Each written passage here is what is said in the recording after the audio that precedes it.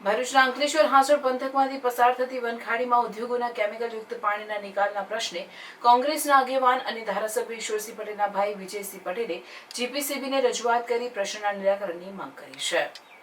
અંકલેશ્વરની પાનોલી જીઆરટીસીને અડીને પસાર થતી વનખાડી અંકલેશ્વર તેમજ હાંસોડ તાલુકાના અનેક ગામોમાંથી પસાર થઈ કંટિયાજાળ નજીક દરિયામાં વિલીન થાય છે. ત્યારે પ્રતિવર્ષ ચોમાસા દરમિયાન વનખાડીમાં સુએઝના પાણી ઉપરાંત રાસાયણિક પાણી ફરી વળતા હોય છે.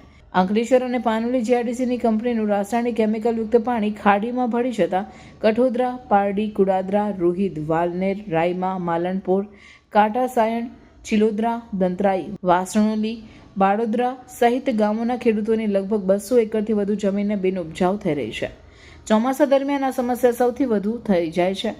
ત્યારે જીપીસીબી દ્વારા વનખાડીમાં આવતું કેમિકલયુક્ત પાણી અટકાવવામાં આવે તેવી માંગ સાથે હાંસોડ કોંગ્રેસના અગ્રણી અને ધારાસભ્ય ઈશ્વરસિંહ પટેલના ભાઈ વિજયસિંહ પટેલ દ્વારા લેખિત ફરિયાદ કરવામાં આવી છે અને આ પ્રશ્નનું તાકીદે નિરાકરણ લાવવા માંગ કરાઈ છે. જીપીસીબી અંકલેશ્વરને મેં સતત 2 વર્ષથી આ દૂષિત પાણી છોડવા બાબતે ટપાલ લખું છું. તેમ છતાં ફરીવાર આ વનખાડીની અંદર આ વર્ષે પણ હજુ થોડા વરસાદની અંદર વનખાડીની અંદર દૂષિત પાણી ફેલાવે છે. દૂષિત પાણી હાલ ગંધાય છે. એમાં પશુઓ પછી એના જળચર પ્રાણીઓના જે મૃત્યુ થયા છે. આ બાબતે ફરીવાર લખું છું અને જો આ બાબતમાં જીપીસીબી અંકલેશ્વર કાર્યવાહી ન કરે તો અમારે ના છૂટકે આંદોલન કરવાની ફરજ પડશે, ભૂગર્ભ તરફ ફરજ પડશે.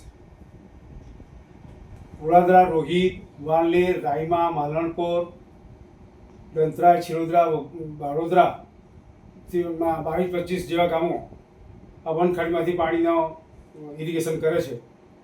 આ ગામના તમામ ગામોના દર વર્ષે જે આપણે ચર્ચા થતાં સદરુ વનખાડીની અંદર દૂષિત પાણી જો ન છોડે તો તમામ ગામના આગેવાનો સહિત અમે જીપીસીબી અંકલેશ્વર સામે ભૂખ હડતાલ ઉતરીશું.